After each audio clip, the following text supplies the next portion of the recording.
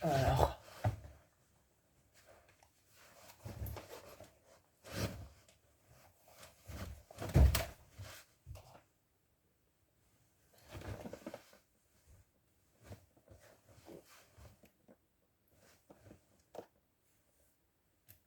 alors,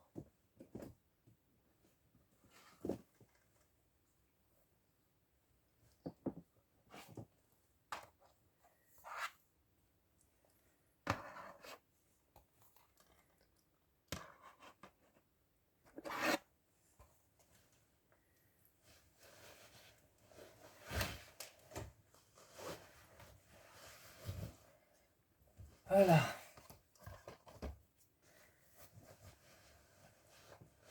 Excusez-moi, je viens d'aller chercher le film dont on va parler.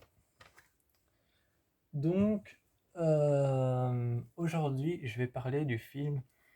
C'est un film que j'ai découvert grâce à ma mère. Bon, du côté de ma mère, beaucoup de gens adorent les films d'horreur. Du côté de ma mère, du côté de ma maman, vraiment beaucoup de personnes aiment bien les films d'horreur. On est beaucoup à aimer les films thrillers, les films tueurs en série et tout ce qui est policier, tout ce qui est tueur à gages, tout ce qui est tueur à gages, serial killer, affaires policières et meurtres et tout ça, ce genre de film, on aime bien. Et avec ma mère, j'avais été voir un film. J'avais été voir un film au cinéma, un film qu'elle m'avait conseillé. Et ce film, c'est The Visit. C'est The Visit qui est sorti en 2015, un film de M. Night Shyamalan. Donc un film de M. Night Shyamalan qui a quand même fait d'énormes films d'horreur et un bon gros succès qui a eu de bons gros succès avec de bons films d'horreur comme cette année, non, l'année passée, comme l'année passée, Knock at the Cabin, ou alors encore en 2021, Old, en 2021, Old, qui était sorti, qui pour certains, j'avoue que Old, pour certains, j'avais entendu que c'était raté, et pour d'autres, Old, c'était juste génial. Moi, je trouvais que Old, il était génial. Enfin, je l'ai, il est là-haut. Je l'ai, il est là-haut. Old, moi, je trouve qu'il est génial. Mais pour certains, un jour, c'était juste avant de me le commander, j'étais en train de swiper sur mon GSM, et un moment, je vois un passage sur quelqu'un qui a fait un article sur le dernier film de M. Night Shyamalan, et qui disait que Old était vraiment un énorme flop. Évidemment, je n'étais pas du tout d'accord parce que moi, je venais de voir Old, et je l'avais trouvé génial. Donc, bon, ça c'est pour dire à quel point M. Night Shyamalan est un réalisateur de films extraordinaire. Mais la particularité d'M. Night Shyamalan, c'est qu'en fait, il a ses mondes à lui, il a ses univers. En fait, M. Night Shyamalan, il a ses mondes à lui, il a ses univers. Jamais aucun de ses films ne vont être... Je vais pas utiliser le mot pareil ou similaire, mais jamais aucun de ses films n'auront cette même ambiance. Il y aura toujours un film qui sera plus effrayant, toujours un film qui sera moins effrayant, toujours un film qui sera plus perturbant, toujours un film qui sera plus compliqué, et toujours un film qui sera plus facile. Il a ses univers qui sont différents. C'est un peu comme Jordan Peele.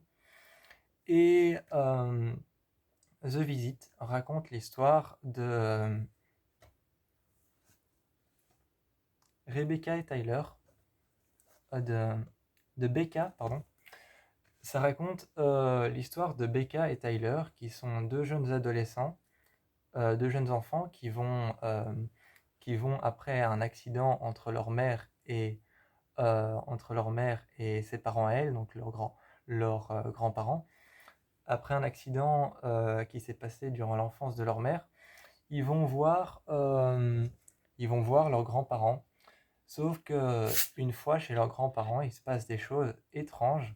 Le comportement de leurs parents, de leurs grands-parents commence à devenir très très étrange et il se passe des choses assez spéciales.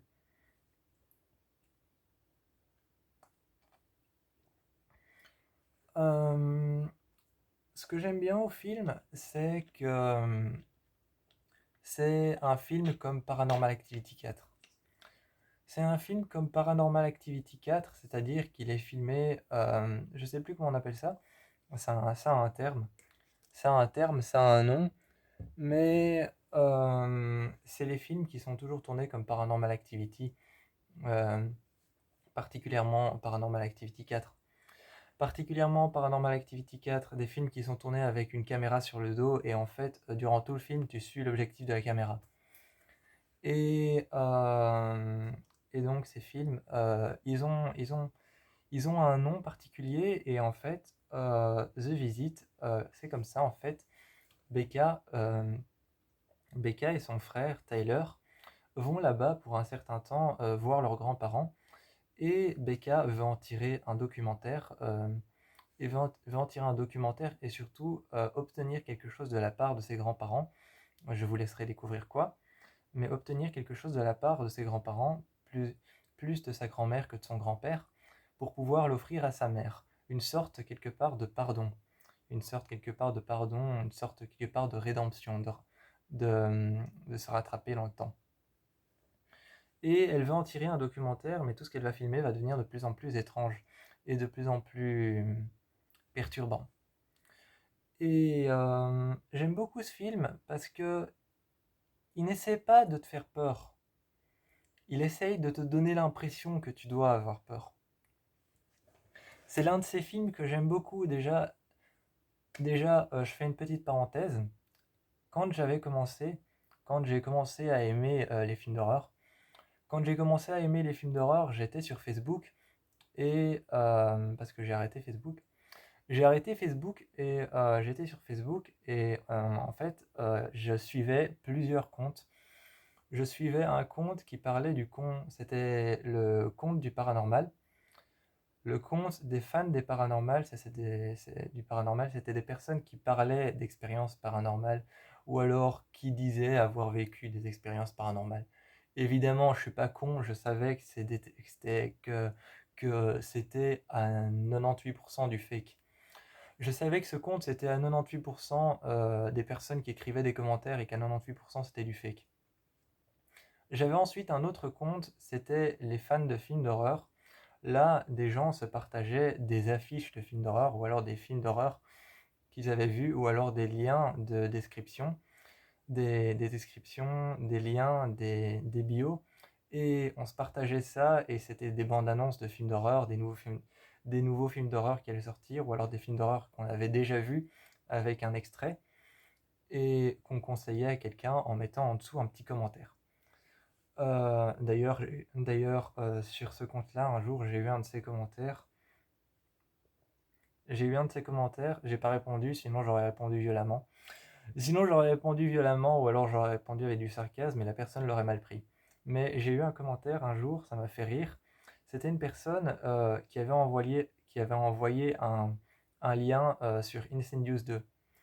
Et juste en dessous en commentaire, elle avait dit: j'ai regardé Insidious 2, s'il vous plaît, est-ce que vous pouvez me dire dans quel sens il faut qu'on regarde la franchise Insidious? J'avais envie de répondre: à ton avis, pourquoi est-ce qu'il y a le numéro 1, 2, 3, 4 et aujourd'hui 5? J'avais envie de lui répondre: pourquoi est-ce qu'il y a le numéro Insidious 1, Insidious 2, Insidious 3 et Insidious 4, Insidious 5? J'avais envie de répondre ça, mais je me suis retenu. Parce que je me suis dit, la personne va effectivement mal prendre ça, parce que c'est du sarcasme. C'est un peu comme l'ironie. Très souvent, le sarcasme et l'ironie sont pas souvent très bien pris. Donc là-dessus, donc je me suis tais, j'ai rien dit, mais je suivais ce compte et les personnes se partageaient en fait des liens en bio, des descriptions, des vidéos, même des vidéos qu'ils avaient fait eux-mêmes et ils envoyaient le lien de leur vidéo. Et un jour, on me parle du film The Visit et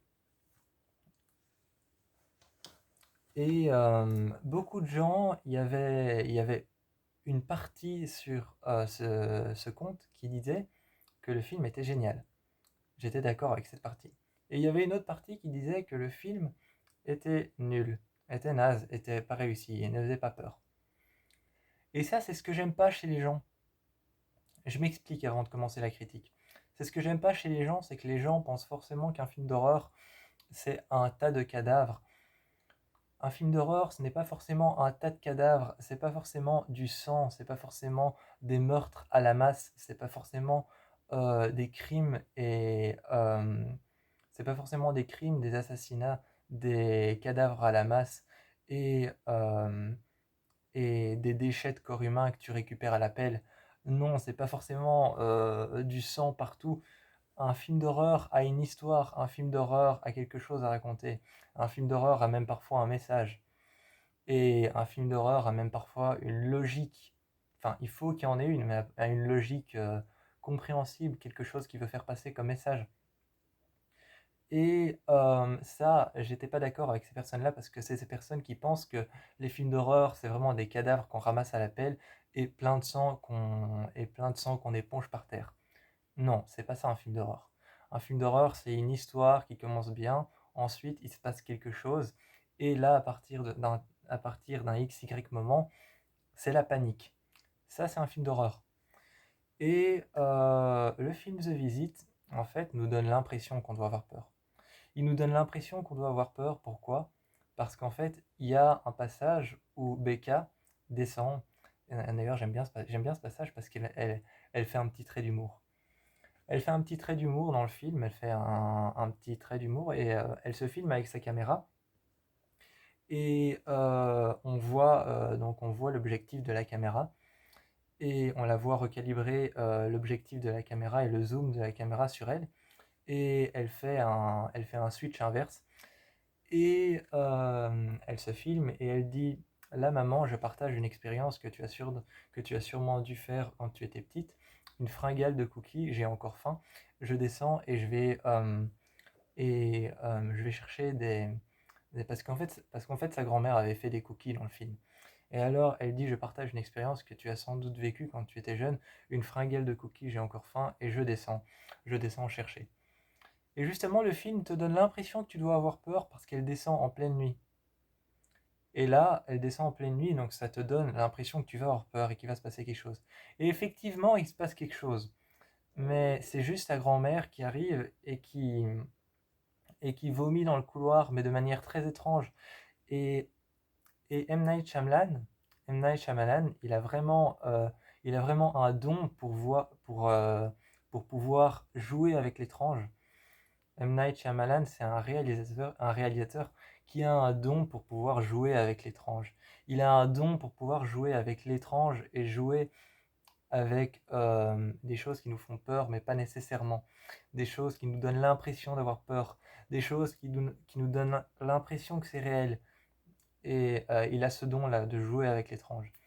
Et donc, t'as sa grand-mère qui arrive et qui s'arrête au milieu du couloir, juste là où elle est en train de se filmer, en haut de l'escalier.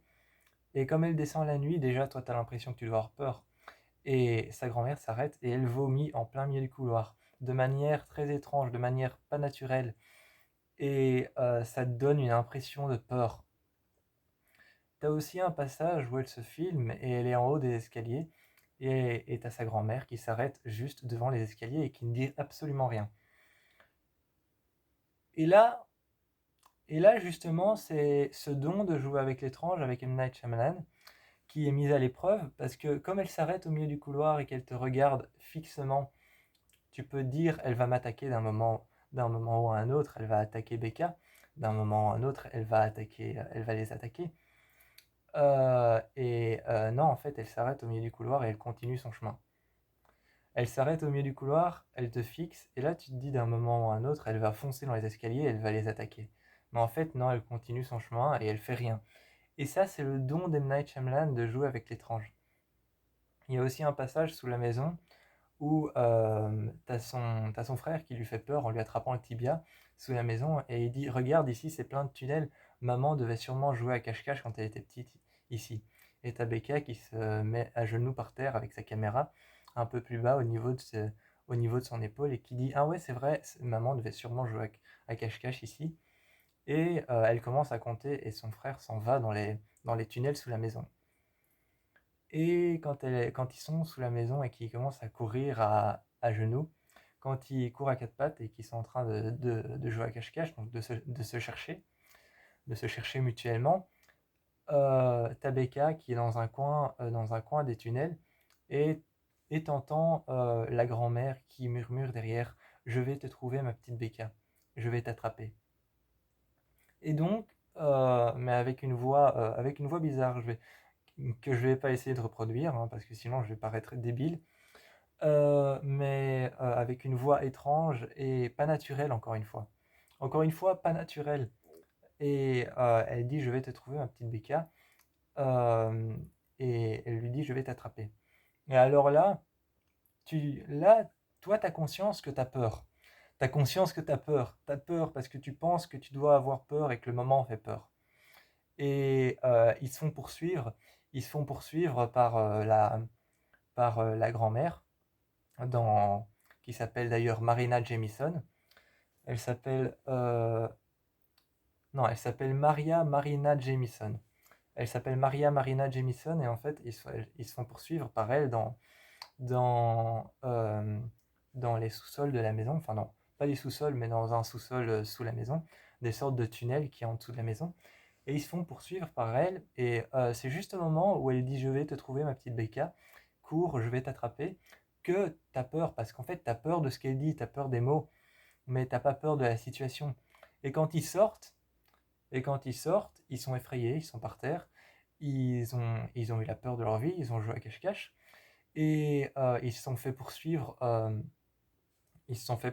sous la maison, et t'as vraiment très peur, parce qu'ils se sont fait poursuivre, et qu'elle, c'est une grand-mère avec des cheveux gris qui cache son visage, un peu comme la fille dans Le Cercle, et un peu comme la fille dans The Grudge qui cache son visage, et, et elle leur court après, et t'as vraiment cette impression de peur. Mais une fois qu'ils sont sortis, encore une fois, c'est la même chose. Encore une fois, c'est la même chose. Une fois qu'ils sont sortis, la grand-mère, Maria Bella Jamieson, en fait, une fois qu'elle est sortie, elle s'essuie juste les genoux. Elle disait c'était amusant. Et elle rentre dans la maison. Et je sais plus ce qu'elle dit. Elle dit: «Je vais aller faire un poulet ou un hachis, pardon. Elle dit: «Je vais aller faire un hachis de poulet.» C'est ça, c'est ça. Elle les regarde, elle s'essuie les genoux, elle les regarde et en fait, elle regarde si elle est encore bien habillée parce qu'il y avait de la terre en dessous et de la poussière. Elle les regarde et elle dit: «Bon, je vais aller cuisiner, je vais aller faire un hachis de poulet.» Et c'est juste quelque chose de normal. Et c'est juste quelque chose de normal qui a tourné. Et le film tourne toujours des moments normaux à des moments étranges. Et, ou alors tourne toujours des moments étranges à des moments normaux. Et c'est toujours comme ça que va se passer le film. Il va tourner un moment normal à un moment étrange, ou un moment étrange va tourner à un moment normal. Et c'est constamment entre ces deux échanges que tu vas avoir l'impression de devoir avoir peur alors que tu n'as pas forcément besoin d'avoir peur. Et le film The Visit joue complètement avec ça. Donc, je vous encourage à aller voir The Visit parce il joue vraiment à jouer avec le normal et le pas normal. Donc moi, je vous encourage à aller voir le film The Visit, qui est encore une merveille qui est encore une merveille de ce réalisateur M. Night Shyamalan. Et moi, je vous fais plein de bisous et je vous encourage à aller voir The Visit.